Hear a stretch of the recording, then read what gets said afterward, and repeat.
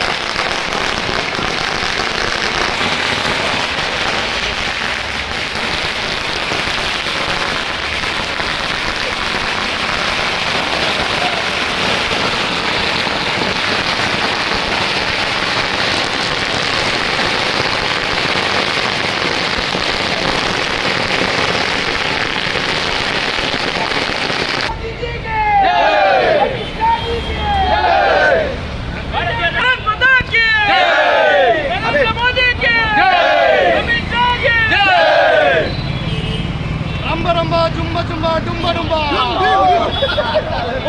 भारत माता के, भारतीय जनता पार्टी के, नरेंद्र मोदी के, अमित शाह जी की जय। बोलो भारत माता के जय। बीजेपी जय बीजेपी जय जय बीजेपी बीजेपी जय जय बीजेपी बीजेपी बीजेपी जय जय बीजेपी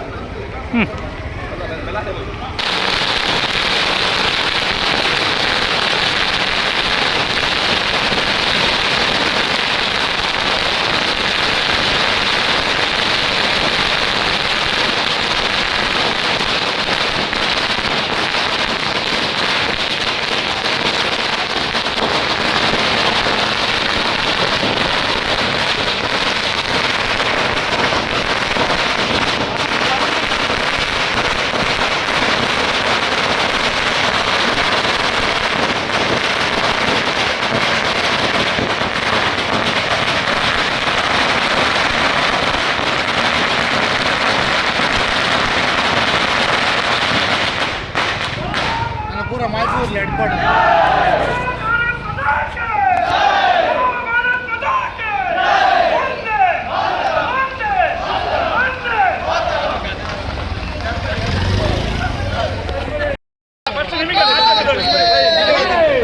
ಮತ್ತೆ ನೀವು ಬಟ್ಟ ತೆಗೀರಿ ನಿಖಿಲ್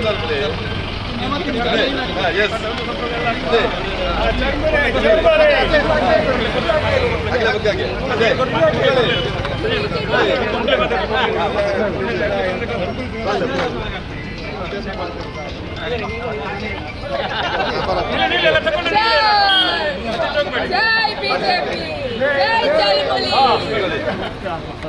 चलमुली ಗೆದ್ದಲಪ್ಪ ಗೆದ್ದಲ बीजेपी ಗೆದ್ದಲಪ್ಪ ಗೆದ್ದಲ ಬಿಜೆಪಿ ಗೆನ್ನಡೆ ಗೆದ್ದಲಪ್ಪ ಗೆದ್ದಲ ಬಿಜೆಪಿ ಗೆನ್ನಡೆ ಗೆದ್ದಲಪ್ಪ ಗೆದ್ದಲ ಬಿಜೆಪಿ ಗೆನ್ನಡೆ ಗೆದ್ದಲಪ್ಪ ಗೆದ್ದಲ ಬಿಜೆಪಿ ಗೆನ್ನಡೆ बोलो भारत माता की बोलो भारत माता की बोलो भारत माता की बोलो भारत माता की मोदी जी की चरमुरी की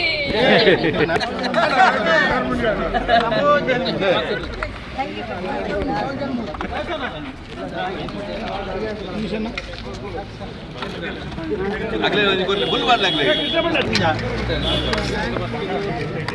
बने बने नाम कोई ಮಾಡು ಮಾಡು ಸ್ವಲ್ಪ ಮಾಡು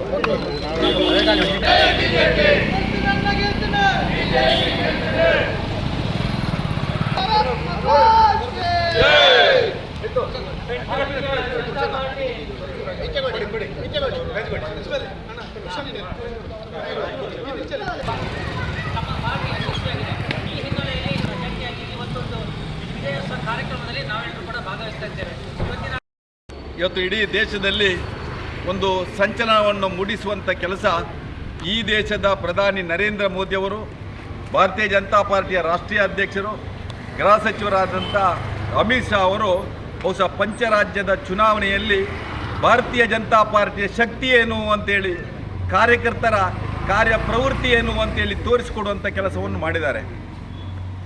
ಬಹುಶಃ ಇಡೀ ಜಗತ್ತಿನ ಬೇರೆ ಬೇರೆ ರಾಷ್ಟ್ರಗಳು ಇವತ್ತು ಭಾರತವನ್ನು ನೋಡ್ತಿರುವಂಥ ಸಂದರ್ಭದಲ್ಲಿ ಇವತ್ತು ಭಾರತ ಒಂದು ಶಕ್ತಿಶಾಲಿ ರಾಷ್ಟ್ರವಾಗಿ ಇವತ್ತು ಈ ದೇಶದ ಪ್ರಧಾನಿ ನರೇಂದ್ರ ಮೋದಿ ಅವರ ನೇತೃತ್ವದಲ್ಲಿ ಮೂಡಿಬರುವಂಥ ಸಂದರ್ಭದಲ್ಲಿ ಈ ದೇಶದ 140 ಕೋಟಿ ಜನ ಮತ್ತೊಮ್ಮೆ ನರೇಂದ್ರ ಮೋದಿ ಅವರ ಜೊತೆಗಿದ್ದೇವೆ, ಭಾರತೀಯ ಜನತಾ ಪಾರ್ಟಿಗೆ ನಾವು ಆಶೀರ್ವಾದ ಮಾಡ್ತೇವೆ ಎನ್ನುವಂಥ ಸಂದೇಶವನ್ನು ಪಂಚರಾಜ್ಯ ಚುನಾವಣೆಯಲ್ಲಿ ತೋರಿಸಿಕೊಟ್ಟಿದ್ದಾರೆ. ಇವತ್ತು ವಿಶೇಷವಾಗಿ ಅಸ್ಸಾಂ, ಪಶ್ಚಿಮ ಬಂಗಾಳ, ಪುದುಚೇರಿ ಭಾರತೀಯ ಜನತಾ ಪಾರ್ಟಿ ಅಲ್ಲಿ ದಿಗ್ವಿಜಯವನ್ನು ಸಾಧಿಸುವಂಥ ಕೆಲಸವನ್ನು ಮಾಡಿದೆ. ಕೇರಳದಲ್ಲಿ ನಮ್ಮ ಸಾಧನೆ ಅಭೂತಪೂರ್ವವಾದಂಥ ಸಾಧನೆ, 3 ಸ್ಥಾನಗಳನ್ನು ಗೆಲ್ಲುವ ಮುಖಾಂತರ ಆಗಿದೆ. ಅದೇ ರೀತಿಯಲ್ಲಿ ನಾವು ತಮಿಳುನಾಡಲ್ಲಿ ಕೂಡ ಒಂದಷ್ಟು ಸಾಧನೆಯನ್ನು ಮಾಡಿದ್ದೇವೆ. ವಿಶೇಷವಾಗಿ ಇವತ್ತು ಪಶ್ಚಿಮ ಬಂಗಾಳದ ಅಲ್ಲಿಯ ತೃಣಮೂಲ ಕಾಂಗ್ರೆಸ್ಸಿನ ಒಬ್ಬ ನಾಯಕಿ, ಒಬ್ಬ ಮಹಿಳೆ ನಮ್ಮ ದೇಶದ ಪ್ರಧಾನಿಯನ್ನು ಯಾವ ರೀತಿಯಾಗಿ ತುಚ್ಛವಾಗಿ ಮಾತಾಡಿಸ್ತಾ ಇದ್ರೋ, ತುಚ್ಛವಾಗಿ ನೋಡ್ತಾ ಇದ್ರೋ, ಅಲ್ಲಿ ಭ್ರಷ್ಟಾಚಾರದ ಮುಖಾಂತರ ಆಡಳಿತ ಮಾಡ್ತಾ ಇದ್ರೋ ಅಂತ ಮಮತಾ ಬ್ಯಾನರ್ಜಿಗೆ ಅಲ್ಲಿಯ ಜನ ಇವತ್ತು ಈ ಒಂದು ಮತದಾನದ ಮುಖಾಂತರ ದಿಟ್ಟ ಉತ್ತರವನ್ನು ಕೊಟ್ಟಿದ್ದಾರೆ.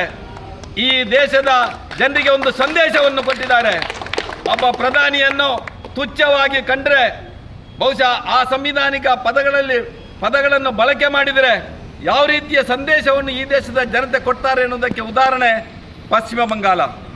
ಆ ಪಶ್ಚಿಮ ಬಂಗಾಳದಲ್ಲಿ ದ್ವಿಶತಕವನ್ನು ದಾಟುವ ಮುಖಾಂತರ ನಮ್ಮ ಶಾಸಕರು ಇವತ್ತು 3/2 ಬಹುಮತದಿಂದ ಇವತ್ತು ಪಶ್ಚಿಮ ಬಂಗಾಳಕ್ಕೆ ಒಂದು ಹೊಸ ಅಭಿವೃದ್ಧಿಯ ಶಕೆಯನ್ನು ಕೊಡುವ ಜೊತೆಯಲ್ಲಿ ಮತ್ತೆ ಬಾಂಗ್ಲಾದಿಂದ ಬರುವಂಥ ಆ ವಲಸಿಗರನ್ನು ತಡೆಯುವಂಥ ಕೆಲಸ ಭಾರತೀಯ ಜನತಾ ಪಾರ್ಟಿ ಮಾಡಬೇಕು. ಹಿಂದುತ್ವದ ನೆಲೆಯಲ್ಲಿ ಈ ದೇಶದಲ್ಲಿ ಆಡಳಿತವನ್ನು ಕೊಡಬೇಕು ಎನ್ನುವಂಥ ನೆಲೆಯಿಂದ ಇವತ್ತು ಪಶ್ಚಿಮ ಬಂಗಾಳದ ಜನತೆ ಮತ್ತೊಮ್ಮೆ ಭಾರತೀಯ ಜನತಾ ಪಾರ್ಟಿಗೆ ಆಶೀರ್ವಾದ ಮಾಡುವ ಮುಖಾಂತರ ನರೇಂದ್ರ ಮೋದಿ ಅವರ ಭಾರತ ಸರ್ಕಾರಕ್ಕೆ ದೊಡ್ಡ ಬೆಂಬಲವನ್ನು ಕೊಟ್ಟಿದ್ದಾರೆ. ಅದಕ್ಕೆ ವಿಶೇಷವಾಗಿ ನಾನು ಅಸ್ಸಾಂ, ಪಶ್ಚಿಮ ಬಂಗಾಳ, ಪುದುಚೇರಿ ಮತ್ತು ತಮಿಳುನಾಡು, ಕೇರಳದ ಎಲ್ಲ ಜನತೆಗೆ ಭಾರತೀಯ ಜನತಾ ಪಾರ್ಟಿ ಪುತ್ತೂರಿನ ಪರವಾಗಿ ಅಭಿನಂದನೆಗಳನ್ನು ಸಲ್ಲಿಸ್ತಾ ಇದ್ದೇವೆ.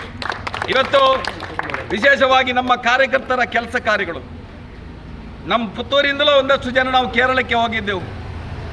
ಕೇರಳಕ್ಕೆ ಹೋಗಿ ಅಲ್ಲಿ ನಾವು ಕೆಲಸ ಕಾರ್ಯಗಳನ್ನು ಮಾಡಿದ್ದೇವೆ. ಅಲ್ಲಿಯ ಕಾರ್ಯಕರ್ತರಿಗೆ ಸ್ಫೂರ್ತಿಯನ್ನು ತುಂಬುವಂಥ ಕೆಲಸ ಮಾಡಿದ್ದೇವೆ. ಅದರ ಜೊತೆಯಲ್ಲಿ ತಮಿಳುನಾಡು ಇರ್ಬೋದು, ಪುದುಚೇರಿ ಇರ್ಬೋದು, ಬೇರೆ ಬೇರೆ ರಾಜ್ಯಗಳಿಗೂ ಭಾರತೀಯ ಜನತಾ ಪಾರ್ಟಿಯ ಕಾರ್ಯಕರ್ತರು ಹೋಗಿ ಅಲ್ಲಿ ಕೆಲಸ ಮಾಡುವ ಮುಖಾಂತರ ಅಲ್ಲಿಯ ಕಾರ್ಯಕರ್ತರ ಜೊತೆಯಲ್ಲಿ ಅಲ್ಲಿಯ ಮತದಾರರನ್ನು ಮಾತಾಡಿಸುವಂಥ ಕೆಲಸವನ್ನು ಮಾಡಿದ್ದೇವೆ. ಅದಕ್ಕಾಗಿ ನಾನು ಬಹುಶಃ ಪುತ್ತೂರಿನಿಂದ ಯಾರ್ಯಾರು ಈ ಚುನಾವಣೆಯಲ್ಲಿ ಕೆಲಸ ಕಾರ್ಯಕ್ಕೆ ಹೋಗಿದ್ದಾರೋ ಅವರಿಗೂ ವಿಶೇಷವಾದಂಥ ಅಭಿನಂದನೆಯನ್ನು ಸಲ್ಲಿಸ್ತಾ ಇದ್ದೇನೆ. ಇವತ್ತು ಈ ದೇಶದಲ್ಲಿ ಚುನಾವಣಾ ಆಯೋಗದ ಬಗ್ಗೆ ಬೇರೆ ಬೇರೆ ಆರೋಪಗಳನ್ನು ಮಾಡಿದಂಥ ಕಾಂಗ್ರೆಸ್, ಮಮತಾ ಬ್ಯಾನರ್ಜಿಯ ತೃಣಮೂಲ ಕಾಂಗ್ರೆಸ್ ಇವತ್ತು ಬಹುಶಃ ಈ ಚುನಾವಣೆ ಯಾವ ರೀತಿಯಾಗಿ ಪಾರದರ್ಶಕವಾಗಿ ಆಗಿದೆ, ಸುಪ್ರೀಂ ಕೋರ್ಟಿನ ನಿರ್ದೇಶನದಂತೆ ಇವತ್ತು ಈ ದೇಶದಲ್ಲಿ ಒಂದು ಪ್ರಜಾಸತ್ತೆಯ ಅಡಿಯಲ್ಲಿ ತನ್ನದೇ ಆದಂಥ ಒಂದಷ್ಟು ಮೌಲ್ಯಗಳನ್ನಿಟ್ಟುಕೊಂಡಂಥ ಚುನಾವಣಾ ಆಯೋಗ ಪಾರದರ್ಶಕವಾಗಿ ಚುನಾವಣೆಯನ್ನು ಮಾಡಿ ಬಹುಶಃ ಕಾಂಗ್ರೆಸ್ಸಿಗೂ ಆ ವೋಟ್ ಚೋರಿ ಎನ್ನುವಂಥ ಪದಕ್ಕೆ ದಿಟ್ಟ ಉತ್ತರವನ್ನು ಕೊಡುವ ಮುಖಾಂತರ ಮತ್ತೊಮ್ಮೆ ಚುನಾವಣಾ ಆಯೋಗ ಸಾರ್ವಭೌಮತ್ವವನ್ನು ಎತ್ತಿ ತೋರಿಸಿದೆ ಅಂತ ಹೇಳುವಂಥ ಮಾತನ್ನು ಕೂಡ ಈ ಸಂದರ್ಭದಲ್ಲಿ ಹೇಳಲಿಕ್ಕೆ ಇಷ್ಟಪಡ್ತಾ ಇದ್ದೇನೆ. ಇದೇ ಚುನಾವಣಾ ಆಯೋಗದ ಮುಖಾಂತರ ಇವತ್ತು ಕಾಂಗ್ರೆಸ್ UDF ಕೇರಳದಲ್ಲಿ ಬಂದಿದೆ. ಇದಕ್ಕೆ ಏನು ಉತ್ತರ ಕೊಡ್ತಾರೆ ಈ ಕಾಂಗ್ರೆಸ್ನವರು? ಅಲ್ಲಿ ವೋಟ್ ಚೋರಿ ಆಗಿದೆ. ಇದೇ ಇವತ್ತು ಬಾಗಲಕೋಟೆಯಲ್ಲಿ, ದಾವಣಗೆರೆಯಲ್ಲಿ ಇವತ್ತು ಕಾಂಗ್ರೆಸ್ ಗೆದ್ದಿದೆ. ಏನು ಕಾಂಗ್ರೆಸ್ಸಿನ ವೋಟ್ ಚೋರಿ ಏನು? ಅಲ್ಲಿ ವೋಟ್ ಚೋರಿ ಆಗಿದೆ. ಅಲ್ಲಿ ಮರು ಮತದಾನಕ್ಕೆ ಕಾಂಗ್ರೆಸ್ನವರು ಏನು ಸೂಚನೆಯನ್ನು ಕೊಡ್ತಾರೋ? ಇವತ್ತು ಕಾಂಗ್ರೆಸ್ಸಿನ ಕ್ಷುಲ್ಲಕ ರಾಜಕೀಯ, ಇವತ್ತು ಇಡೀ ಕಾಂಗ್ರೆಸ್ ಈ ದೇಶದಿಂದ ಮಾಯ ಆಗುತ್ತಿರುವಂಥ ಸಂದರ್ಭದಲ್ಲಿ ಇವತ್ತು ಕಮ್ಯುನಿಸ್ಟ್ ಈ ದೇಶದಿಂದ ಬಹುಶಃ ಉಚ್ಚಾಟನೆ ಆಗುವಂಥ ಸಂದರ್ಭದಲ್ಲಿ ಕಾಂಗ್ರೆಸ್ ಮುಕ್ತ, ಕಮ್ಯುನಿಸ್ಟ್ ಮುಕ್ತ ದೇಶ ಆಗ್ತಾ ಇರುವಂಥ ಸಂದರ್ಭದಲ್ಲಿ ಇವರೆಲ್ಲ ಈ ದೇಶದ ಪ್ರಧಾನಿಯ ಬಗ್ಗೆ, ಈ ದೇಶದ ದೇಶವನ್ನು ಆಡಳಿತ ಮಾಡುತ್ತಿರುವ ಭಾರತೀಯ ಜನತಾ ಪಾರ್ಟಿಯ ಬಗ್ಗೆ ಗೂಬೆ ಗೂರಿಸಿದನ್ನು ನಿಲ್ಲಿಸಿ ಈ ಸರ್ಕಾರದ ಜೊತೆ ಕೈ ಜೋಡಿಸಿ ಒಳ್ಳೆ ಆಡಳಿತ ಕೊಡುವಂಥ ಮೋದಿಗೆ ಬೆಂಬಲ ಕೊಡಬೇಕು ಅಂತೇಳಿ ಮತ್ತೊಮ್ಮೆ ನಾನು ಅವರಲ್ಲಿ ವಿನಂತಿ ಮಾಡಿಕೊಳ್ತಾ ಇದ್ದೇನೆ. ಇವತ್ತು ಕರ್ನಾಟಕದಲ್ಲಿ ವಿಶೇಷವಾಗಿ ಭಾರತೀಯ ಜನತಾ ಪಾರ್ಟಿ ಕೂಡ ಒಳ್ಳೆಯ ಕೆಲಸ ಕಾರ್ಯಗಳನ್ನು ಮಾಡಿದೆ. ಆದರೆ ನಮಗೆ ಬಾಗಲಕೋಟೆ ಮತ್ತು ದಾವಣಗೆರೆಯಲ್ಲಿ ಆ ಒಂದು ಕಾಂಗ್ರೆಸ್ಸಿನ ಜನಬಲ ಗೂಂಡಾಗಿರಿಯ ಎದುರು ಬಹುಶಃ ನಮ್ಮ 2 ಜನ ಅಭ್ಯರ್ಥಿಗಳು ಒಂದಷ್ಟು ಹಿನ್ನಡೆಯನ್ನು ಕಾಣುವಂಥ ಕೆಲಸವನ್ನು ಮಾಡಿದ್ದಾರೆ. ಬಹುಶಃ ಮುಂದಿನ ದಿನಗಳಲ್ಲಿ ಖಂಡಿತ 100ಕ್ಕೆ 100 ಭಾರತೀಯ ಜನತಾ ಪಾರ್ಟಿ ಕರ್ನಾಟಕದಲ್ಲಿ ಅಧಿಕಾರಕ್ಕೆ ಬರ್ತದೆ. ಮತ್ತೊಮ್ಮೆ ನಮ್ಮೆಲ್ಲ ಕಾರ್ಯಕರ್ತರು ಇವತ್ತಿನ ಈ ಒಂದು ಪಂಚರಾಜ್ಯದ ಚುನಾವಣೆಯಿಂದ ಒಂದಷ್ಟು ಪ್ರೇರಣೆಯನ್ನು ಪಡ್ಕೊಂಡು, ಉತ್ಸಾಹವನ್ನು ಪಡ್ಕೊಂಡು ಖಂಡಿತ ಮುಂದಿನ ಸ್ಥಳೀಯ ಆಡಳಿತ ಚುನಾವಣೆ ಇರ್ಬೋದು, ಮುಂದಿನ ನಮ್ಮ ವಿಧಾನಸಭಾ ಕ್ಷೇತ್ರದ ಚುನಾವಣೆ ಇರ್ಬೋದು, ಇದರಲ್ಲಿ ಬಾರಿಸುವುದರಲ್ಲಿ ಯಾವುದೇ ಸಂಶಯ ಇಲ್ಲ ಅಂತ ಹೇಳ್ತಾ ಮತ್ತೊಮ್ಮೆ ಎಲ್ಲರಿಗೂ ಅಭಿನಂದನೆಯನ್ನು ಸಲ್ಲಿಸಿ ಮಾತನಾಡಿದ್ದೇನೆ. ಜೈ ಹಿಂದ್. ಜನತಾ ಪಾರ್ಟಿಯ ರಾಷ್ಟ್ರಭಕ್ತ ಬಂಧುಗಳೇ, ಇವತ್ತು ನಾವು ಸೇರಿರುವಂಥ ಉದ್ದೇಶ ಬಹುಶಃ ಇಡೀ ದೇಶದಲ್ಲಿ ಸನ್ಮಾನ್ಯ ನರೇಂದ್ರ ಮೋದಿಜಿಯವರ ಏನು ಆಶಾಭಾವನೆ ಇದೆ, ಈ ದೇಶದ ಪ್ರಜೆಗಳು ಅತ್ಯಂತ ಸುಖಿ ಜೀವನ ಮಾಡೋದರ ಮುಖಾಂತರ ತನ್ನ ಇಡೀ ಜೀವನವನ್ನು ಸಮರ್ಪಿಸುವ ಮಹಾನ್ ನಾಯಕನ ಆಡಳಿತವನ್ನು ಕಂಡು ಬಹುಶಃ ಇವತ್ತು ದೇಶದ ಸುಮಾರು 5 ರಾಜ್ಯಗಳಲ್ಲಿ ನಡೆದಿರುವಂಥ ಈ ಚುನಾವಣೆಗಳಲ್ಲಿ 3 ರಾಜ್ಯಗಳಲ್ಲಿ ಅಭೂತಪೂರ್ವವಾದಂತಹ ವಿಜಯವನ್ನು ನಮಗೆ ಗಳಿಸಿಕೊಟ್ಟಿದ್ದಾರೆ. ಇವತ್ತು ಈ ದೇಶದ ಜನತೆಯ ಭಾವನೆಯಲ್ಲಿ ಭಾರತೀಯ ಜನತಾ ಪಾರ್ಟಿ ಇಟ್ಟುಕೊಂಡಿರುವಂಥ ಧ್ಯೇಯ ಉದ್ದೇಶ ಯಾವುದು ಅಂತ ಕೇಳಿದರೆ, ಹಿಂದುತ್ವದ ಪದದಲ್ಲಿ ಅಭಿವೃದ್ಧಿಯ ಕಡೆಗೆ ಮಂತ್ರದ ಜಪವನ್ನು ಮಾಡಿಕೊಂಡು ಸನ್ಮಾನ್ಯ ನರೇಂದ್ರ ಮೋದಿಜಿಯವರು ಆಡಳಿತವನ್ನು ಮಾಡಿರುವಂಥದ್ದನ್ನು ನಾವು ಕಾಣ್ತಾ ಇದ್ದೇವೆ. ಅನೇಕ ಸಂದರ್ಭದಲ್ಲಿ ನಮ್ಮ ಕಾರ್ಯಕರ್ತರು ಅದೆಷ್ಟೋ ಹೋರಾಟಗಳನ್ನು ಮಾಡಿ, ಅದೆಷ್ಟೋ ಬಲಿದಾನವನ್ನು ಮಾಡಿ ಕಳೆದ 10-15 ವರ್ಷದಿಂದ ಈ ದೇಶದ ಚಿತ್ರಣವನ್ನೇ ಬದಲಾಯಿಸುವ ಮಟ್ಟಿಗೆ ನಮ್ಮ ಕಾರ್ಯಕರ್ತರ ಶ್ರಮವನ್ನು ವ್ಯರ್ಥ ಮಾಡಲಿಕ್ಕೆ ನಮ್ಮ ಸನ್ಮಾನ್ಯ ನರೇಂದ್ರ ಮೋದಿಜಿಯವರು ಬಿಟ್ಟುಕೊಡಲಿಲ್ಲ. ಇವತ್ತು ನಾವು ಊಹಿಸಲಿಕ್ಕೂ ಸಾಧ್ಯ ಇಲ್ಲದ ರೀತಿಯಲ್ಲಿ ಪಶ್ಚಿಮ ಬಂಗಾಳದಲ್ಲಿ ಕಳೆದ 15 ವರ್ಷ ಯಾವ ರೀತಿಯ ಆಡಳಿತ ಇದೆ ಅನ್ನೋದನ್ನು ಇಡೀ ದೇಶ ನೋಡಿ ಸುಸ್ತಾದಂಥ ಸಂದರ್ಭದಲ್ಲಿ ಜನತೆಯ ಆಶಾಭಾವನೆಗೆ ಒಂದು ಸರಿಯಾದ ದಿಕ್ಕನ್ನು ತೋರಿಸಬೇಕು. ಆ ಮುಖಾಂತರ ಜನತೆಯ ಅಧಿಕಾರದ ಯಾವ ರೀತಿಯ ಒಂದು ನಿರ್ಧಾರ ಇದೆ ಅದನ್ನು ಪಡಿಬೇಕು ಅನ್ನೋ ಉದ್ದೇಶಕ್ಕೋಸ್ಕರ ಕಳೆದ ಅನೇಕ ದಿವಸಗಳಿಂದ ಭಾರತೀಯ ಜನತಾ ಪಾರ್ಟಿಯ ಕಾರ್ಯಕರ್ತರು ಇಡೀ ದೇಶದಲ್ಲಿ ಅಹೋರಾತ್ರಿ ಹಗಲು ಇರಲು ಕೆಲಸ ಮಾಡಿ ಇವತ್ತು ಭಾರತೀಯ ಜನತಾ ಪಾರ್ಟಿಗಾಗಿ ತಮ್ಮ ಶ್ರಮವನ್ನು ಕೊಡುವಂಥ ಸಂದರ್ಭದಲ್ಲಿ ನಾವೆಲ್ಲರೂ ಅತ್ಯಂತ ಹೆಚ್ಚು ಕೆಲಸವನ್ನು ಮಾಡುವಂಥ ಸಂದರ್ಭದಲ್ಲಿ ನಾವೆಲ್ಲರೂ ಇದ್ದೇವೆ. ಇವತ್ತು ಅತ್ಯಂತ ಸಂತೋಷ. ಯಾಕಂತ ಹೇಳಿದರೆ ಈ ದೇಶದ ಭದ್ರತೆಯನ್ನು ನೋಡುವಾಗ ಗಡಿ ಭಾಗದಲ್ಲಿ ಈ ದೇಶಕ್ಕೆ ಅತ್ಯಂತ ತೊಂದರೆಗಳನ್ನು ಕೊಟ್ಟಿರುವಂತಹ ಬಾಂಗ್ಲಾದೇಶದ ನುಸುಳುಗಾರರ ಒಂದು ಏನು ಅನೇಕ ತೊಂದರೆಗಳಿದೆ, ಅದನ್ನು ತೊಲಗಿಸಲಿಕ್ಕೆ ಇದೊಂದು ನಮಗೆ ದೊಡ್ಡ ಉದಾಹರಣೆಯಾಗಿ ಇವತ್ತು ನಮ್ಮ ಜನ ಈ ಒಂದು ಭಾವನೆಯಲ್ಲಿ ನಮಗೆ ಉತ್ತರವನ್ನು ಕೊಟ್ಟಿದ್ದಾರೆ ಅನ್ನೋದ್ರೂ ಕೂಡ ತಪ್ಪಾಗಲಿಕ್ಕಿಲ್ಲ. ಮುಂದಿನ ದಿವಸಗಳಲ್ಲಿ ಸನ್ಮಾನ್ಯ ನರೇಂದ್ರ ಮೋದಿಜಿಯವರ ಏನು ಕಲ್ಪನೆ ಉಂಟ ಅದಕ್ಕೆ ಪೂರಕವಾಗಿ ಇಡೀ ಸಮಾಜದ ಬಂಧುಗಳು ನರೇಂದ್ರ ಮೋದಿಯ ಜೊತೆಗೆ ಇದ್ದೇವೆ ಅನ್ನುವ ಒಂದು ಸಂದೇಶವನ್ನು ಕೊಟ್ಟಿದ್ದಾರೆ. ಈ ಸಂದೇಶವನ್ನು ಶಾಶ್ವತವಾಗಿ ಉಳಿಸುವಲ್ಲಿ ನಮ್ಮ ಇಡೀ ಕಾರ್ಯಕರ್ತರು ಒಟ್ಟಾಗಿ ಅವರೊಟ್ಟಿಗೆ ಕೆಲಸ ಮಾಡಿ ಅವರ ಸಹಕಾರವನ್ನು ಕೊಡುವುದರ ಭಾರತೀಯ ಜನತಾ ಪಾರ್ಟಿಗೆ ಭವಿಷ್ಯದಲ್ಲಿ ಈ ದೇಶವನ್ನು ಒಂದು ಉತ್ತುಂಗ ಸ್ಥಾನಕ್ಕೆ ಕೊಂಡು ಹೋಗಬೇಕು ಅನ್ನೋ ಉದ್ದೇಶವನ್ನು ಇಟ್ಟುಕೊಂಡಿರುವಂತಹ ಸನ್ಮಾನ್ಯ ನರೇಂದ್ರ ಮೋದಿಜಿಯವರ ಕೈಯನ್ನು ಬಳಿಪಾಲಿಸುವುದರ ಮುಖಾಂತರ ನಾವೆಲ್ಲರೂ ಒಟ್ಟಾಗಿ ಕೆಲಸ ಮಾಡೋಣ. ಆ ಮುಖಾಂತರ ಭಾರತೀಯ ಜನತಾ ಪಾರ್ಟಿ ಅತ್ಯಂತ ಶಕ್ತಿಯುತವಾಗಿ ಬೆಳೆಸುವಲ್ಲಿ ನಮ್ಮೆಲ್ಲರ ಶ್ರಮವನ್ನು ನಾವು ಪಟ್ಟುಕೊಂಡು ಕೆಲಸವನ್ನು ಮಾಡೋಣ ಅಂತ ಹೇಳಿಕೊಳ್ಳುತ್ತಾ ಬಂದಿರುವಂಥ ಎಲ್ಲ ಕಾರ್ಯಕರ್ತ ಬಂಧುಗಳಿಗೆ ಈ ವಿಜಯೋತ್ಸವದಲ್ಲಿ ಭಾಗಿಯಾದ ಎಲ್ಲ ಬಂಧುಗಳಿಗೆ ಅತ್ಯಂತ ಹೃದಯ ತುಂಬಿದ ಅಭಿನಂದನೆಗಳನ್ನು ಸಲ್ಲಿಸ್ತಾ